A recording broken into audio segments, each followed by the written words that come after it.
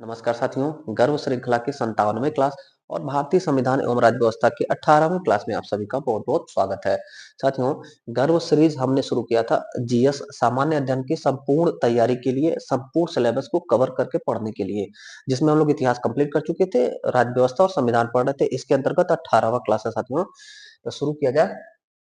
पहला प्रश्न है, संविधान के किस संशोधन के अंतर्गत अन्य पिछड़ा वर्ग को शिक्षण संस्थाओं में प्रवेश हेतु 27% आरक्षण दिया गया? 27% ओबीसी जो आरक्षण है वो किस संविधान संशोधन के अंतर्गत संविधान में जुड़ा? तो उत्तर होगा 93वां संविधान संशोधन। देखिएगा, उत्तर हो जाएगा बी। पिछड़ा वर्ग यानी ओबीसी वर्ग को जो आरक्षण मिलता है साथियों, शिक्षण संस्थाओं में शिक्षण संस्थाओं में चाहे वो निजी या फिर सहायता प्राप्त सरकारी हो, इस सभी सभी शिक्षण संस्थाओं में 27% आरक्षण ओबीसी वर्ग के लिए है। किस संशोधन से आया है? 93वां संविधान संशोधन से आया है। अगर पूछा जाए किस आयोग या कमीशन की सिफारिश पर यह हुआ साथियों, तो बीपी मंडल समिति कमीशन याद रखेंगे। बीपी मंडल कमीशन। बीपी मंडल कमीशन का संबंध किससे है? ओबीसी की स्थिति यानी सामाजिक रूप से जो पिछड़ा वर्ग है उसकी स्थिति के लिए, उसकी स्थिति की जांच के लिए आयोग गठित हुआ बीपी मंडल, बिंदेश्वरी प्रसाद मंडल जी की अध्यक्षता में। यहाँ पे प्रश्न था संविधान संशोधन से 93वां संविधान संशोधन, हम कुछ और संविधान संशोधन करेंगे साथियों। एक बात यहाँ ध्यान रखिएगा, जो पिछड़ा वर्ग आरक्षण है, संविधान संशोधन तो हमने कर लिया कि 93वां से अनुच्छेद पूछा जाए तो 15(5), अनुच्छेद 15(5) के अंतर्गत ओबीसी को आरक्षण का प्रावधान है और संविधान संशोधन इसके अंतर्गत आया था। 93वां संविधान संशोधन हो गया साथियों। थोड़ा सा 92वां को देखिएगा। 92वां संविधान संशोधन से बोडो, डोंगरी, मैथिली और संथाली, बोडो, डोंगरी, मैथिली, संथाली ये 4 भाषाओं को 8वीं अनुसूची में जोड़ा गया था। 8वीं अनुसूची में जोड़ा गया था। 93 हो गया। 94वां संविधान संशोधन ध्यान रखिएगा, इसमें कुछ राज्यों में जनजातीय कल्याण मंत्री की नियुक्ति के बारे में कहा गया था। जनजातीय कल्याण मंत्री की नियुक्ति की जाएगी। पूर्व में भी था साथियों, इसमें पूर्व में लिखा हुआ था कि बिहार और उड़ीसा, बिहार, उड़ीसा और मध्य प्रदेश में जनजाति कल्याण मंत्री नियुक्त होंगे, क्योंकि यह ट्राइबल क्षेत्र है, जनजाति क्षेत्र है, इसलिए इस जनजाति क्षेत्रों में जनजाति कल्याण के लिए जनजाति कल्याण मंत्री नियुक्त होंगे। लेकिन साथियों यहाँ पर कुछ नए राज्यों का गठन होता है, तो बिहार को समाप्त करके झारखंड झारखंड झारखंड छत्तीसगढ़ और उड़ीसा, मध्य प्रदेश, यानी कि ये 4 जो राज्य हम देख रहे हैं, झारखंड, छत्तीसगढ़, उड़ीसा और मध्य प्रदेश, बिहार को अलग कर दिया जाता है। यही 94वां संविधान संशोधन से जनजाति कल्याण मंत्री बिहार में जो नियुक्त होते थे वो अब नहीं होंगे, इस संशोधन में कहा गया। और यहाँ पर जैसे था वैसे ही रहेगा, यहाँ ट्राइबल है इसलिए ट्राइबल मिनिस्टर रहेंगे। और झारखंड और छत्तीसगढ़ जो सन 2000 में नए 2 राज्य बने, इन 2 राज्यों में इस संविधान संशोधन के तहत जनजाति कल्याण मंत्री की नियुक्ति की बात की गई। 95वां संविधान संशोधन में था साथियों, अनुसूचित जाति और अनुसूचित जनजाति का जो आरक्षण था, लोकसभा लोकसभा और विधानसभा में अनुसूचित जाति और जनजाति का आरक्षण है, इसको 10 वर्ष के लिए बढ़ाया जा रहा है, 10 वर्ष एक्सटेंड किया जा रहा है, विस्तारित किया जा रहा है। यह बात कहा गया 95वां संविधान संशोधन में। फिर आगे साथियों यही चीज दोहराया जाता है 104वां संविधान संशोधन में, और 104वां संविधान संशोधन में इसको दोहरा दिया जाता है, यानी अनुसूचित जाति जनजाति का जो आरक्षण है लोकसभा विधानसभा में आने वाले 10 साल और रहेगा, और फिर बाद में देखा जाएगा अगर स्थिति अच्छी हो जाती है अनुसूचित जाति और जनजाति की, तो लोकसभा और विधानसभा में आरक्षण समाप्त कर दिया जाएगा। ध्यान रहे, आरक्षण जो है स्थायी चीज नहीं है, यह जो पिछड़ा वर्ग है, जो अनुसूचित जाति और जनजाति है, उनको मुख्य धारा में जोड़ने का एक अस्थायी व्यवस्था है। जैसे ही वो मुख्य धारा में जुड़ जाएंगे आरक्षण समाप्त हो जाएगा। 104वां संविधान संशोधन हुआ साथियों। इसके अलावा आप याद रखिएगा 105वां संविधान संशोधन में साथियों जो ओबीसी है, ओबीसी वर्ग, इसको डिक्लेयर करने का राज्य का अधिकार को छीना गया था, उसी को बहाल किया गया। ओबीसी वर्ग डिक्लेयर करने का अधिकार यह केंद्र के पास रहेगा, राज्य के पास नहीं रहेगा, ऐसा कहा गया था 102वां संविधान संशोधन में। तो 102वां संविधान संशोधन में संशोधन किया गया 105वां में, और ओबीसी का दर्जा देने का अधिकार राज्य का, उसको पुनर्बहाल किया गया। 104वां में एक बात और ध्यान रखिएगा, जो अनुसूचित जाति जनजाति का लोकसभा विधानसभा में आरक्षण 10 वर्ष एक्सटेंड किया गया। इसी में साथियों 104वां संविधान संशोधन में एंग्लो इंडियन जो मनोनयन होता था, एंग्लो इंडियन मनोनयन लोकसभा में और विधानसभा में एंग्लो इंडियन का जो मनोनयन होता था, ये रद्द कर दिया गया। लोकसभा और विधानसभा में आंग्ल भारतीयों का मनोनयन राष्ट्रपति और राज्यपाल के द्वारा होता था, वो समाप्त किया गया किस संशोधन से? 104वां संविधान संशोधन से। 105वां संविधान संशोधन से ओबीसी का दर्जा देने का राज्य का अधिकार को बहाल किया गया। थोड़ा सा और संविधान संशोधन देखिएगा साथियों, 92, 93, 94, 95, 96वां अगर हम देखें, 96वां तो उड़ीसा जो था, उड़ीसा राज्य ऊ से लिखा जाता था, उड़िया भाषा ऊ से लिखा जाता था, इसके जगह पर ओ उच्चारण किया गया, यानी कि उड़ीसा का नाम ओडिशा किया गया। उड़िया वहां की जो जाति थी उसको ओडिया किया गया, और उड़िया वहां की जनजाति थी उसको ओडिया जनजाति किया गया। ऊ के जगह पर ओ किया गया 96वां संविधान संशोधन से। 97वां संविधान संशोधन से सहकारी समिति जोड़ा गया, और 98वां संविधान संशोधन से साथियों अनुच्छेद 371 जे जोड़ा गया, जिसमें कर्नाटक को विशेष राज्य विशेष उपबंध दिया गया। 99वां संविधान संशोधन से कोलोजियम जोड़ा गया, कोलोजियम को समाप्त किया गया साथियों। 99वां संविधान संशोधन से कोलोजियम को समाप्त करके, कोलोजियम व्यवस्था को समाप्त करके NJAC national judicial appointment committee राष्ट्रीय न्यायिक नियुक्ति आयोग का गठन किया गया।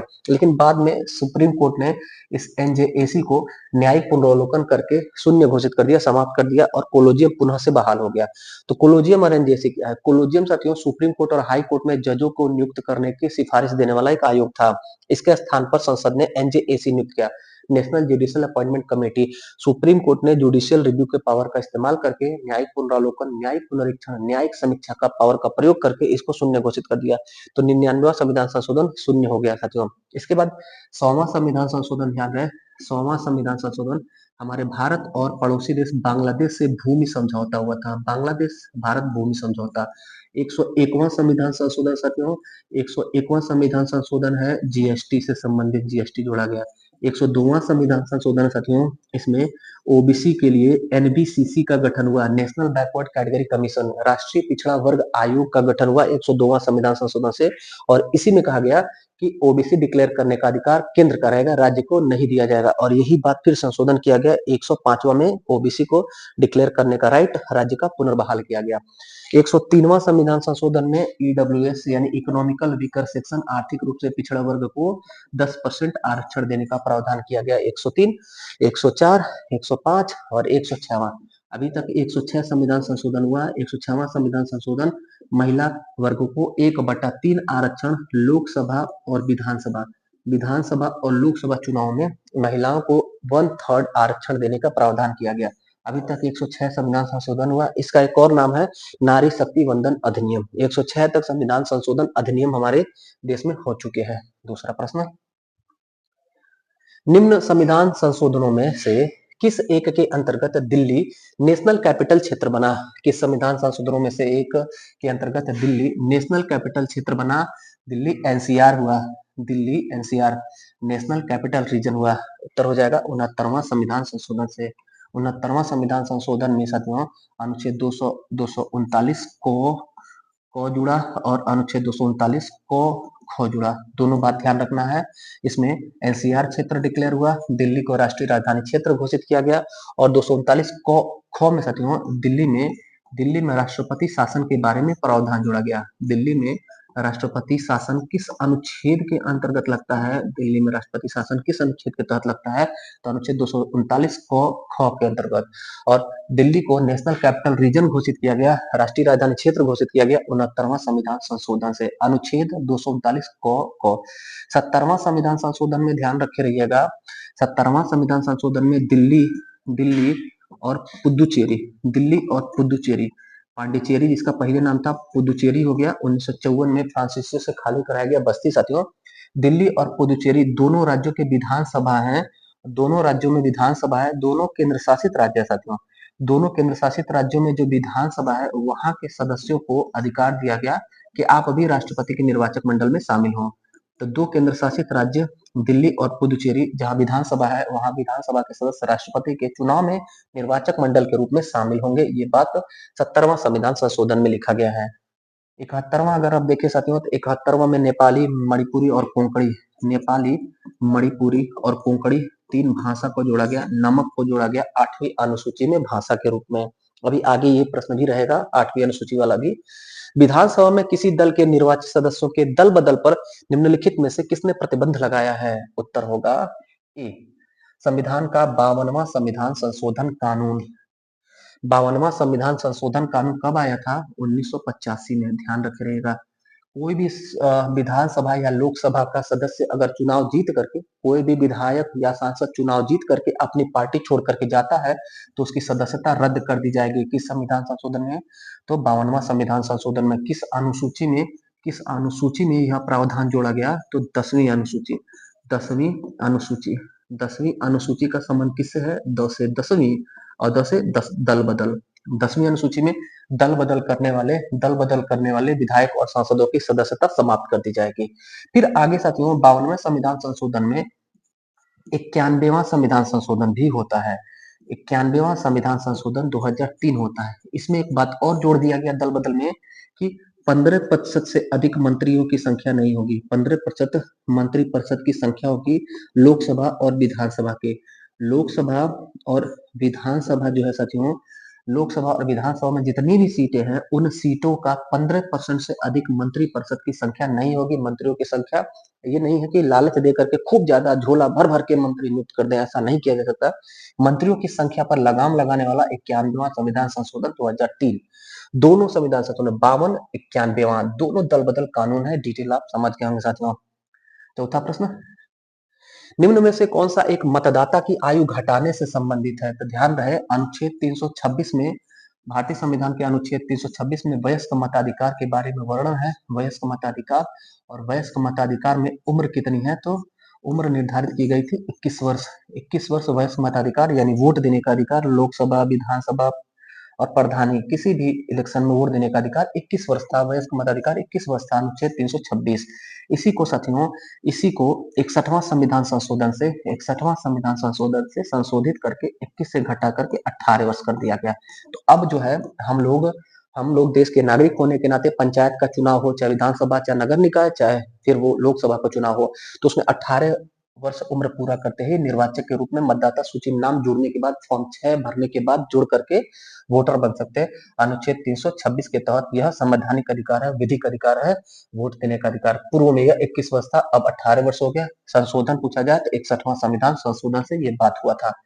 61वां संविधान संशोधन मतदाता आयु और 69वां संविधान संशोधन दिल्ली एनसीआर क्षेत्र हुआ था। अगला, अनुसूचित जाति और अनुसूचित जनजाति के संयुक्त राष्ट्रीय आयोग को किस संशोधन के अंतर्गत 2 अलग निकायों में बांटा गया? महत्वपूर्ण प्रश्न साथियों। अनुसूचित जाति, अनुसूचित जनजाति यानी schedule caste commission, schedule caste commission और शेड्यूल ट्राइब कमीशन। राष्ट्रीय अनुसूचित जाति आयोग और राष्ट्रीय अनुसूचित जनजाति आयोग। पहले अनुच्छेद 338 में दोनों एक था। अनुच्छेद 338 में था अनुसूचित जाति और जनजाति आयोग। अनुसूचित जाति और जनजाति आयोग अनुच्छेद 338 में पहले था 338 में। बाद में इसमें 89वां संविधान संशोधन करके 2 हिस्सा कर दिया गया। 338 रह जाएगा, शेड्यूल कास्ट कमीशन, और एक नया अनुच्छेद जुड़ा 338 को, इसमें शेड्यूल ट्राइब कमीशन जोड़ा गया। तो नया क्या चीज आया? आप देख रहे हैं 89वां संविधान संशोधन। 89वां संविधान संशोधन से अनुच्छेद 338 को जुड़ा, जिसमें लिखा है शेड्यूल ट्राइब कमीशन, अनुसूचित जनजाति आयोग, और 338 में शेष रह गया अनुसूचित जाति कमीशन। तो उम्मीद है समझ में आया होगा आपको। देखिएगा उत्तर हमारा सी हो जाएगा।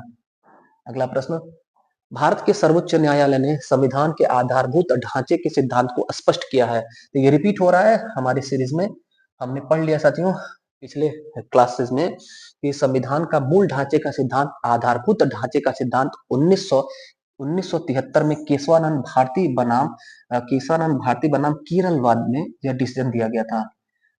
सुप्रीम कोर्ट ने 13 सुप्रीम कोर्ट के 13 जजों ने सबसे बड़ा जो आज तक का सुप्रीम कोर्ट का वादा था, 13 जजों के बेंच ने इसमें डिसीजन दिया था कि मूल ढांचे में संसद संविधान के मूल ढांचे में संशोधन नहीं कर सकती है। मूल अधिकार सहित किसी भी उपबंध में संशोधन कर सकती है संसद, लेकिन मूल ढांचे में संशोधन नहीं कर सकती। ये बात कहा गया था केशवानंद भारती केस में। वहीं पर साथियों नेगेटिव केस था गोलकनाथ 1967 में। इसमें 11 जजों के पीठ ने सुनवाई किया था और कहा था कि संसद संसद साथियों मौलिक अधिकार में संशोधन नहीं कर सकती है। ये बात किसमें कहा गया था? इसमें कहा गया था। इसमें पुनर्बहाल कर दिया गया कि संसद मौलिक अधिकार में संशोधन कर सकती है, संविधान में कहीं संशोधन कर सकती है, लेकिन संविधान के आधारभूत ढांचा या संविधान के फंडामेंटल जो स्ट्रक्चर है या संविधान का बुनियादी ढांचा है, मूल ढांचा, उसमें संशोधन नहीं कर सकती है, उसको बिगाड़ नहीं सकती है। सातवां प्रश्न देखिएगा, भारत में नागरिकों के मौलिक अधिकारों में संशोधन कौन कर सकता है? मौलिक अधिकार हो संशोधन, चाहे मौलिक कर्तव्य में संशोधन हो, नीति निर्देशक संशोधन हो, प्रस्तावना में संशोधन हो, कहीं संशोधन हो, संविधान में संसद करती है। नए कानून बनाना, देश में नया कानून बनाना, हमारे संविधान में संशोधन करना, ये सारा राइट किसके पास है? संसद के पास है। और संसद के द्वारा संविधान में संशोधन करके अगर कोई उपबंध जोड़ा जा रहा है तो इसका पुनरीक्षण करने का अधिकार, इसका पुनरावलोकन करने का अधिकार किसके पास है? तो सुप्रीम कोर्ट के पास है। किसके पास है? सुप्रीम कोर्ट के पास। इसलिए सुप्रीम कोर्ट क्या है? संविधान का अभिभावक है, संविधान का बॉडीगार्ड है, संविधान का अंगरक्षक है सुप्रीम कोर्ट। आगे देखिएगा, आठवां प्रश्न है, निम्नलिखित में से किस संविधान संशोधन अधिनियम को लघु संविधान कहा गया? उत्तर होगा 42वां संविधान संशोधन। 42वां संविधान संशोधन 1976 में होता है साथियों। 1976 में 42वां संविधान संशोधन होता है। इसको इसको लघु संविधान या मिनी कॉन्स्टिट्यूशन कहा जाता है, क्योंकि बहुत सारे संशोधन इसमें हुए हैं। पहली बात कि प्रस्तावना में समाजवादी पंथ निरपेक्ष प्रस्तावना में संविधान के उद्देशिका प्रस्तावना में पंथ निरपेक्ष पंथ निरपेक्ष समाजवादी समाजवादी और अखंडता शब्द, ये और अखंडता शब्द संविधान की प्रस्तावना में जुड़ा है कि संविधान संशोधन से, तो 42वां संविधान संशोधन से। हमारे देश में मौलिक कर्तव्य किस संविधान संशोधन से जोड़ा गया साथियों? तो 42वां संविधान संशोधन 1976 से। अगर पूछा जाए हमारे देश में राष्ट्रपति के निर्वाचन से संबंधित उपबंध के संशोधन से जोड़े गए, तो ये भी 42वां संविधान संशोधन से। बहुत सारा संशोधन हुआ था, इसके अतिरिक्त ये तो मेजर हो गया, इंपॉर्टेंट हो गया।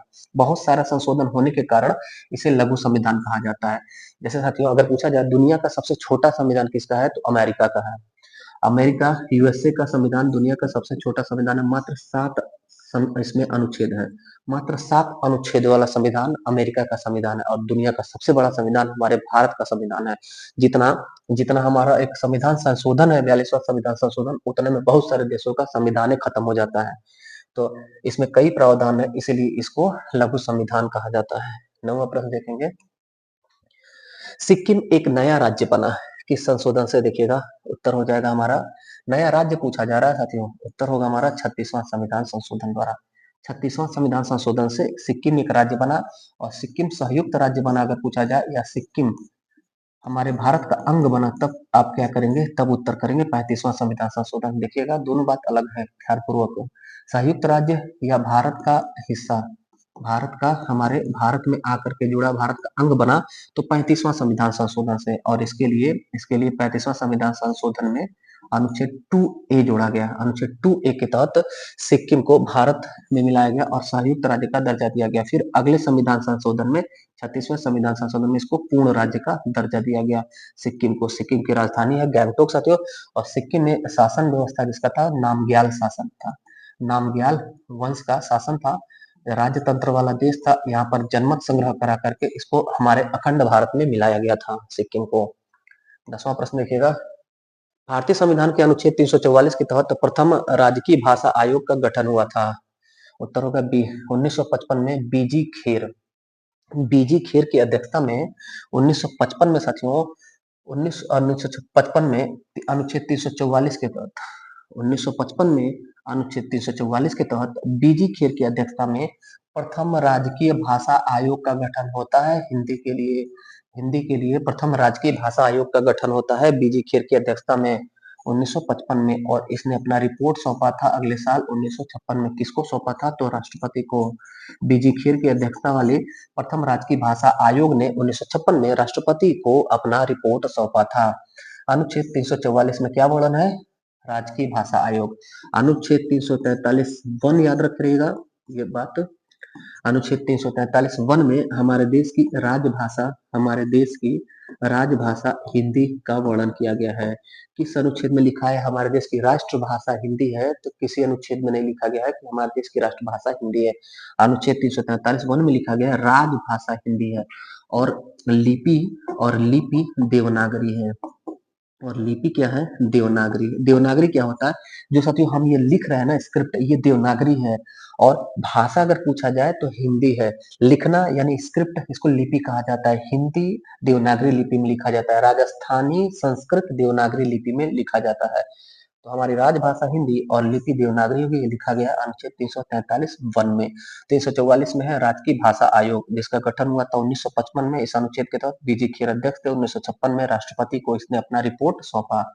अगला, भारतीय संविधान की 8वीं अनुसूची में कौन सी भाषा 2003 में जोड़ी गई? महत्वपूर्ण प्रश्न साथियों 8वीं अनुसूची से आ रहा है, तो हम पूरा 8वीं अनुसूची को कवर कर देते हैं। उत्तर यहाँ पर फिलहाल हमारे प्रश्न का क्या होगा कि जोड़ा गया 2003 में, तो उत्तर होगा साथियों BDMS यानी कि डी। उत्तर तो हो जाएगा डी। देखिएगा 8वीं अनुसूची में किस चीज का वर्णन है? 8वीं अनुसूची में भाषा का वर्णन है। 8वीं अनुसूची में भाषा का वर्णन है। संविधान लागू हुआ तो कितनी भाषा थी? 14 भाषा थी। 8वीं अनुसूची में 14 भाषा थी। फिर साथियों फिर एक भाषा बढ़ता है सिंधी। सिंधी भाषा बढ़ता है, 15वां भाषा हो जाता है, और 21वां संविधान संशोधन से बढ़ता है। इसके बाद नेपाली नेपाली मणिपुरी नेपाली मणिपुरी और कोंकणी। नेपाली मणिपुरी और कोंकणी, यानी कि इसको शॉर्टकट में याद करते हैं हम लोग नमक।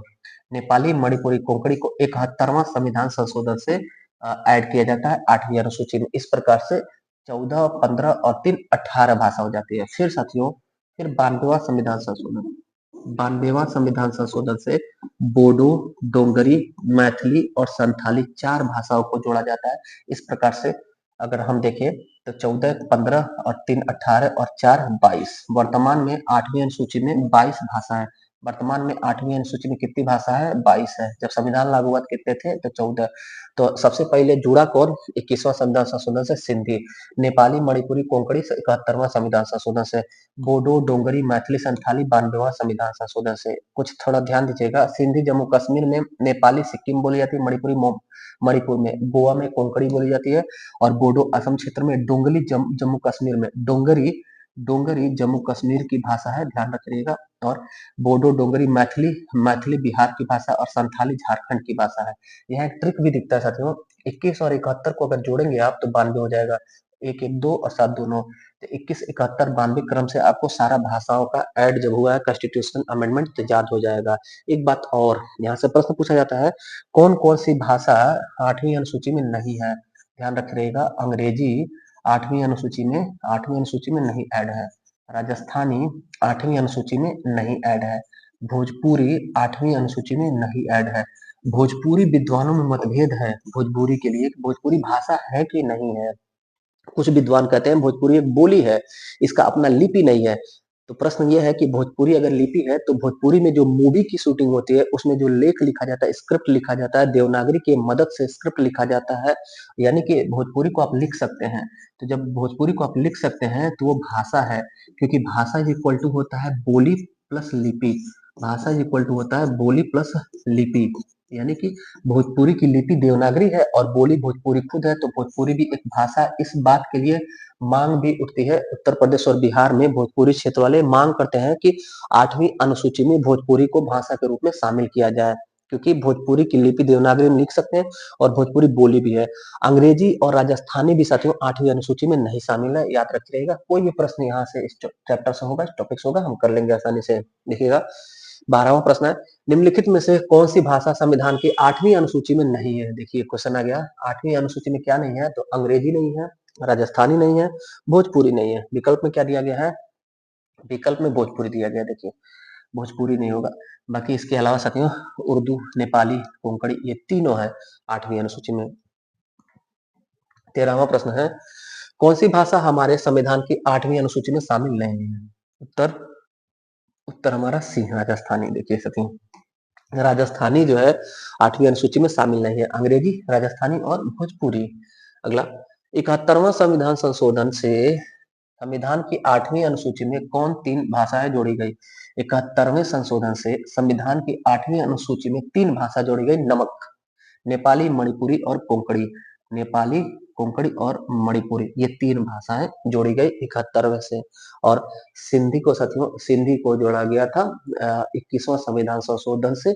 21वां संविधान संशोधन से 15वें भाषा के रूप में, और 92वां संविधान संशोधन से बोडो डोगरी मैथिली संथाली, यानी ट्रिक है BTMS, 92वां संविधान संशोधन से।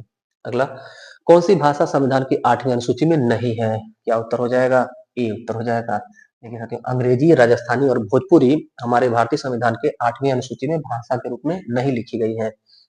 भारतीय संविधान की 8वीं अनुसूची में मान्य राजकीय भाषाओं की संख्या है पूछा जा रहा है। थी संविधान लागू होने के समय तब 14, अब कितनी हो गई? 22। उत्तर हमारा 16 का ये हो जाएगा। अगला प्रश्न, भारतीय संविधान की 8वीं अनुसूची में सम्मिलित भाषाओं में निम्नलिखित में से कौन सी भाषा बोलने वाले सर्वाधिक है?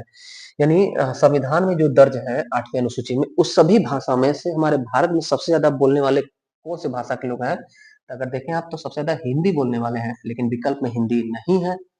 दूसरे पे ये फर्स्ट हो गया, सेकेंड पर सबसे ज्यादा हमारे देश में बोलने वाले लोग हैं बंगाली, ये दर्ज है 8वीं अनुसूची में। थर्ड सबसे ज्यादा बोलने वाले लोग हैं मराठी, इसको याद रखे रहेगा साथियों आंकड़े को। और चौथा सबसे ज्यादा बोलने वाले लोग हैं तेलुगु, और 5वां सबसे ज्यादा बोलने वाले भाषा के लोग मिलेंगे आपको तमिल। ये क्रम है फर्स्ट, सेकेंड, थर्ड, फोर्थ तक। तो यहाँ पे ऑप्शन में क्या दिया गया है? हिंदी, हिंदी तो है नहीं, हिंदी के बाद बंगाली है, तो हमारा उत्तर हो जाएगा ए बंगाली। बंगाली, हिंदी के बाद हमारे भारत में सबसे ज्यादा जो बोली जाने वाली भाषा है साथियों, वो पश्चिम बंगाल वाली भाषा बंगाली है। 18वां प्रश्न है, निम्नलिखित में से कौन पंचायतों की संरचना के बाबत उपबंध करने को अधिकृत है? पंचायतों के और नगर निकाय, पंचायतों और नगर निकाय ये सब चुनाव कब होगा, नहीं होगा? जैसे साथियों इस समय उत्तर प्रदेश में पंचायत चुनाव का बारी आ गया है। जो त्रिस्तरीय पंचायती राज व्यवस्था, ग्राम प्रधान का, BDC ब्लॉक प्रमुख का, और जिला पंचायत सदस्य, जिला पंचायत अध्यक्ष का, ये चुनाव का बारी आ गया। लेकिन अभी राज्य निर्वाचन आयोग ने SIR की प्रक्रिया के मद्देनजर पोस्टपोन किया है कुछ महीने पंचायत के चुनाव को। तो पंचायत का चुनाव और नगर निकाय का चुनाव कराएगा कौन? राज्य निर्वाचन आयोग। चुनाव कौन कराएगा? राज्य चुनाव आयोग या राज्य निर्वाचन आयोग, ये चुनाव कराता है। लेकिन कानून बनाने के लिए कौन है? तो कानून बनाएगा साथियों राज्य की विधानसभा। विधानसभा इससे रिलेटेड कानून बनाएगी, विधानसभा कानून बनाएगी, और काम कौन करेगा? राज्य निर्वाचन आयोग। देखिएगा उत्तर क्या होगा हमारा? उत्तर होगा बी, राज्य का विधानमंडल। विधानसभा चूंकि तब कहा जाएगा जब सिर्फ एक ही सदन हो। तो उत्तर प्रदेश साथियों विधानसभा भी है और विधान परिषद भी है। विधानसभा और विधान परिषद को सम्मिलित रूप से कहा जाता है विधानमंडल। तो उत्तर हमारा हो जाएगा बी। देखिएगा, पंचायतों की संरचना और नगर निकाय की संरचना से संबंधित उपबंध करने के लिए विधानमंडल है राज्यों का। अगला प्रश्न देखिएगा, निम्नलिखित कार्यों में से कौन सा कार्य स्थानीय स्वशासन से संबंधित नहीं है? स्थानीय स्वशासन यानी कि स्थानीय स्वशासन जो साथियों पंचायती राज व्यवस्था है, पंचायत हो गए गांव के, या नगर निकाय हो गए, नगर पंचायत, नगर पालिका, नगर निगम, इनको कहा जाता है स्थानीय स्वशासन। इस स्थानीय स्वशासन का कार्य नहीं है कौन सा? देखिएगा, जन स्वास्थ्य, स्वच्छता का प्रबंध, जन उपयोगी सेवाएं और लोक व्यवस्था का अनुरक्षण। तो उत्तर हमारा क्या होगा साथियों? स्वच्छता का प्रबंध तो नगर पालिका, नगर निकाय और पंचायतें करती है, सफाई वगैरह कराना। और जन उपयोगी सेवाएं, जो लोगों के जो सबसे आवश्यक सेवाएं होती हैं, जैसे मान लेते हैं साथियों परिवार रजिस्टर का नकल देना, और अस्थायी रूप से प्रधान के द्वारा, सेक्रेटरी के द्वारा निवास प्रमाण पत्र प्रदान करना, ये व्यवस्थाएं हैं। और लोक व्यवस्था का अनुरक्षण ये नहीं है। जन स्वास्थ्य, पब्लिक हेल्थ के बारे में भी स्थानीय स्वशासन कार्य करते हैं, लेकिन ये डी वाला काम नहीं है पंचायतों का। देखिएगा, लोक व्यवस्था का अनुरक्षण करना, पब्लिक जो सेफ्टी है, ये या तो पुलिस का या तो प्रशासन का कार्य है। किसका कार्य है? ये शासन का कार्य है। शासन और प्रशासन का कार्य है लोक व्यवस्था का अनुरक्षण। बाकी जन स्वास्थ्य, स्वच्छता का प्रबंधन, जन उपयोगी सेवाएं स्थानीय स्वशासन के कार्य हैं। अगला, पंचायत का चुनाव कराने हेतु निर्णय किसके द्वारा लिया जाता है? अभी देखिए साथियों, उत्तर प्रदेश में पंचायत का चुनाव का तारीख अभी नहीं डिक्लेयर किया गया। मतलब कि अगर आज से 5 साल पहले अगर हम देखें 2021 में हम लोगों ने साथियों पंचायत का चुनाव संपन्न कराया था। 2021 में पंचायत का चुनाव मार्च महीने में हुआ था। कोविड का सेकंड राउंड भी आया था और उसमें बहुत सारे हमारे सरकारी कर्मचारी जो चुनाव में ड्यूटी में लगे थे, कोविड से पीड़ित भी हुए, बहुत सारे लोगों की डेथ भी हुई थी। तो 5 साल तो पूरा हो गया। इस समय तक आचार संहिता पंचायत के चुनाव का लग जाना चाहिए था। लेकिन राज्य सरकार ने पंचायत के चुनाव को थोड़ा-सा रोक दिया है। किस लिए रुका है? हमारे उत्तर प्रदेश में एसआईआर का कार्य चल रहा है साथियों। एसआईआर स्पेशल इंटेंसिव रिवीजन हो रहा है, पुनरीक्षण हो रहा है मतदाता सूची का, इसलिए राज्य सरकार ने रोक दिया है। तो आप समझ गए होंगे करंट के मैटर से कोरिलेट करा के कि पंचायत का चुनाव कराने का निर्णय राज्य सरकार के द्वारा लिया जाता है, न कि चुनाव आयोग। गलती से कर दीजिएगा, राज्य सरकार। अगला 21वां प्रश्न है, ग्रामीण स्थानीय शासन का पंचायती राज किस भारतीय नेता के सुझाव का परिणाम था? यानी कि जो गांव में स्थानीय शासन है, पंचायती राज व्यवस्था, भारतीय नेता के सुझाव का परिणाम था। उपरोक्त विकल्पों में उत्तर हो जाएगा मोहनदास करमचंद गांधी, हमारे राष्ट्रपिता बापू और महात्मा गांधी। इनके सुझाव से पंचायती राज व्यवस्था को अनुच्छेद 40 में जो वर्णित किया गया, अनुच्छेद 40 में वर्णित किया गया, इसको मूर्त रूप दिया गया। लेकिन अगर देखिए, अगर आपसे पूछा जाए पंचायती राज व्यवस्था का शिल्पकार या जनक कौन है और ऑप्शन में बलवंत राय मेहता रहेगा, तो आप उसको ट्रिक करिएगा। ये रिपीटेड क्वेश्चन है, एग्जाम में आया हुआ क्वेश्चन है। इस प्रकार से क्वेश्चन पूछा जाएगा तो मोहनदास करमचंद गांधी आप उत्तर करिएगा। इन्हीं का सुझाव था साथियों। और अनुच्छेद 40 में लिखा है पंचायतों का गठन, पंचायतों के बारे में वर्णन। और इस अनुच्छेद को इसीलिए कहा जाता है गांधीवादी अनुच्छेद। किस अनुच्छेद को गांधीवादी अनुच्छेद कहा जाता है? अनुच्छेद 40 को कहा जाता है, क्योंकि गांधी जी का ही परिणाम है अनुच्छेद 40 पंचायती राज व्यवस्था। साथियों, गांधीवादी अनुच्छेद क्यों कहा जाता है? क्योंकि गांधी जी का सपना था, उन्होंने एक कथन कहा था, देश की आत्मा गांव में रहती है। देश की आत्मा गांव में रहती है। हमारे भारत की आत्मा, देश की आत्मा, भारत की आत्मा गांव में रहती है। ये कोटेशन किसका है, कथन किसका है? ध्यान रखे रहेगा, रट लीजिएगा जीवन पर्यंत के लिए। गांधी जी का यह कथन है। इसलिए गांधी जी चाहते थे कि गांव में रोजगार व्यवस्था के लिए लघु और कुटीर उद्योग की व्यवस्था की जाए। गांव के लोगों को राजनीतिक जागरूक बनाने के लिए, राजनीति सिखाने के लिए पंचायती राज व्यवस्था की शुरुआत की जाए। किसी भी देश में प्रधानमंत्री या राष्ट्रपति की नियुक्ति, टॉप पोस्ट की नियुक्ति हो रही है, तो उससे पहले जमीनी लेवल से लोगों को समझ होनी चाहिए कि प्रधानमंत्री क्या होता है। तो लोग जो है हमारे सबसे जो पिछड़ा गांव होगा, वहां के लोग भी अगर अपने क्षेत्र के एक प्रधान को नियुक्त करेंगे, प्रधान को चुनेंगे, निर्वाचित करेंगे, तो उनको एक समझ आएगी कि जैसे हम गांव में प्रधान चुनते हैं, वैसे ही हमारे देश में प्रधानमंत्री चुना जाता है। तो प्रधानमंत्री का सफर नीचे गांव के प्रधान से शुरू होकर के पूरा हो। इसी व्यवस्था के लिए, इसी को मूर्त रूप देने के लिए मोहनदास करमचंद गांधी ने पंचायती राज व्यवस्था का सुझाव दिया था और अनुच्छेद 40 में इसको जोड़ा भी गया था।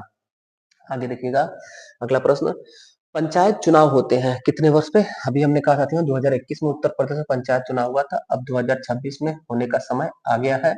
तो हर 5 साल पे होता है पंचायत का चुनाव। पंचायत का चुनाव हर 5 साल पे होता है। प्रत्येक 5 साल पर और कौन-कौन चुनाव होता है? तो देखेंगे हम, राष्ट्रपति का चुनाव। राष्ट्रपति का चुनाव भी 5 साल पे होता है। इसके अलावा साथियों विधानसभा का चुनाव, विधानसभा का चुनाव भी 5 साल पे होता है। यानी कि मुख्यमंत्री का चुनाव और अन्य मंत्री जो चुन करके आते हैं राज्यों के, वो विधानसभा चुनाव 5 साल पे होता है। और साथियों अगर पूछा जाए लोकसभा का चुनाव, लोकसभा का चुनाव भी 5 साल पे होता है। नगर निकाय का चुनाव, नगर निकाय का चुनाव जो है वो भी 5 साल पे होता है। पंचायत का चुनाव भी 5 साल पे, 6 साल पे 2 चुनाव होता है, ध्यान रखिएगा। राज्यसभा का चुनाव, राज्यसभा का चुनाव 6 साल कार्यकाल पूरा होने के बाद होता है। और विधान परिषद का चुनाव भी, विधान परिषद का चुनाव अगर हम देखें ना साथियों, तो यहाँ पे चुनाव नहीं होगा, यहाँ पर कार्यकाल होता है। 6 साल कार्यकाल राज्यसभा के सदस्यों का और 6 साल कार्यकाल विधान परिषद के सदस्यों का। चुनाव यहाँ पे हर 2 साल पे होता है। राज्यसभा में चुनाव कब होता है? 2 साल पे। विधान परिषद में चुनाव कब होता है? 2 साल पे। क्यों? क्योंकि जब 1/3 सदस्य रिटायर होते हैं, उनका कार्यकाल समाप्त होता है, तो फिर 1/3 सदस्यों का चुनाव हो जाता है। 1/3 1/3 1/3 हर 2 साल पर आते हैं और जाते हैं। तो इसीलिए दोनों सदन जो है स्थायी सदन होता है। 1/3 गए तो 1/3 नए आ जाएंगे। कभी आपको खाली नहीं मिलेगा ये सदन। ये सदन खाली हो सकते हैं, ये सदन खाली नहीं होता, इसीलिए इसको स्थायी सदन कहते हैं। 1/3 जाते हैं और वन थर्ड आते हैं, यानी कि हर 2 साल में चुनाव होता है, लेकिन कार्यकाल राज्यसभा सदस्य और विधानसभा का 6 ही साल होता है साथियों। 6 ही साल इनका कार्यकाल होता है। 23वां प्रश्न देखिएगा, ग्राम सभा का अभिप्राय है। ग्राम सभा का अभिप्राय है ग्राम स्तर के पंचायत क्षेत्र के निर्वाचक नामावली में पंजीकृत लोग। ये ना है कि आप गांव में रह रहे हैं, गांव में रहने मात्र से आप जो है ग्राम सभा में आ जाएंगे। ग्राम स्तर पर पंचायत क्षेत्र के जो निर्वाचक नामावली में पंजीकृत लोग हैं, उनको कहा जाता है ग्राम सभा के लोग। अगला, स्थानीय स्वशासन की सर्वोत्तम व्याख्या यह की जा सकती है कि यह प्रयोग संघवाद का है, लोकतांत्रिक विकेंद्रीकरण का है, प्रशासनिक प्रत्यायोजन का है, या प्रत्यक्ष लोकतंत्र का है। प्रत्यक्ष लोकतंत्र तो होबे नहीं करेगा साथियों, लोकतांत्रिक विकेंद्रीकरण हो जाएगा उत्तर। जो हमारे देश में स्थानीय स्वशासन व्यवस्था है, पंचायती राज या फिर नगर निकाय, ये परिणाम है लोकतांत्रिक विकेंद्रीकरण। थोड़ा समझिएगा विकेंद्रीकरण क्या होता है। लोकतंत्र तो हम जानते हैं साथियों, लोकतंत्र जनता का, जनता के लिए, जनता के द्वारा शासन ही लोकतंत्र है। Democracy is a system to the people by the people for the people, Abraham Lincoln अमेरिकी पहले अश्वेत राष्ट्रपति का कोटेशन, विश्व प्रसिद्ध कोटेशन है। तो डेमोक्रेसी तो समझ में आ गया। डेमोक्रेसी व्यवस्था में विकेंद्रीकरण क्या होता है, जब नीचे से नियुक्त होकर के हमारे देश का हेड, हमारे राजनीतिक व्यवस्था का हेड चुन करके आता है, तो ऐसे व्यवस्था को विकेंद्रीकरण कहा जाता है। और जब ऊपर से चुन करके आता है कोई भी प्रशासनिक या शासन का व्यक्ति, तो उसे कहते हैं केंद्रीकरण। जैसे राजतंत्र हो गया साथियों, राजतंत्र जो व्यवस्था हो गया, राजा क्या करेगा, राष्ट्रपति नियुक्त कर देगा या राष्ट्राध्यक्ष नियुक्त कर देगा या प्रधानमंत्री नियुक्त कर देगा। अब प्रधानमंत्री राज्यपाल या मुख्यमंत्री नियुक्त कर देंगे। अब मुख्यमंत्री क्या करेंगे, डीएम नियुक्त कर देंगे या फिर सांसद विधायक नियुक्त करेंगे। तो इस नीचे वाली व्यवस्था को कहते हैं केंद्रीकरण, केंद्र द्वारा नियंत्रण हो, और ये कहलाता है विकेंद्रीकरण। प्रधान, प्रधान से फिर बीडीसी, बीडीसी ब्लॉक प्रमुख, ब्लॉक प्रमुख से विधायक बनिए, विधायक से आप मुख्यमंत्री बनिए, मुख्यमंत्री से प्रधानमंत्री का सफर तय करिए। इस व्यवस्था को कहा जाता है लोकतांत्रिक विकेंद्रीकरण। लोगों में राजनीतिक जागरूकता इसी से होता है साथियों, नहीं तो राजा का बेटा ही राजा बना रहेगा, ऊपर से ही नियंत्रण रहेगा। राजतंत्र में, केंद्रीकरण में, लोकतांत्रिक विकेंद्रीकरण करने के लिए स्थानीय स्वशासन को जोड़ा गया। लोगों में राजनीतिक जागरूकता के लिए स्थानीय स्वशासन को जोड़ा गया। लास्ट प्रश्न देखिएगा साथियों, भारतीय संविधान के निम्नलिखित अनुच्छेदों में से कौन सा अनुच्छेद राज्य की सरकारों को ग्राम पंचायतों को संगठित करने का निर्देश देता है। देखिए साथियों, ग्राम पंचायतों का गठन गांधीवादी अनुच्छेद, अनुच्छेद 40 है। गांधीवादी अनुच्छेद, अनुच्छेद 40 है। और यही जो है पंचायतों का गठन 1957 में बलवंत राय मेहता समिति की सिफारिश पर, बलवंत राय मेहता समिति की सिफारिश पर 2 अक्टूबर 1959 को राजस्थान के नागौर से पहली बार पंचायती राज व्यवस्था की शुरुआत की जाती है। और दूसरा राज्य हो जाता है आंध्र प्रदेश, जिसने पंचायती राज व्यवस्था शुरू किया। फिर साथियों एलएम सिंघवी समिति की सिफारिश पर 73वां संविधान संशोधन किया जाता है और पंचायतों को संवैधानिक दर्जा दिया जाता है। संवैधानिक प्रावधानों के तहत इसको जोड़ा जाता है पंचायती राज व्यवस्था को। ये था साथियों संविधान और राज्य व्यवस्था का 18वां क्लास। कैसा लगा आज का क्लास साथियों? आज का क्लास बिना एडिट किए, बिना रुके, बिना सांस लिए हमने लिया है, एक लगातार एक फ्लो में लिया है, कोई भी एडिट नहीं है। तो वीडियो आपको पसंद आया होगा तो कमेंट जरूर करिएगा और अपने दोस्तों में, पढ़ने वाले दोस्तों में शेयर करिएगा। कॉलेज ग्रुप, स्कूल के ग्रुप में जरूर शेयर करिएगा साथियों। और कोई डाउट हो, कोई क्वेरी हो तो कमेंट जरूर करिएगा। मिलते हैं फिर अगली क्लास में, तब तक के लिए धन्यवाद। जय हिंद।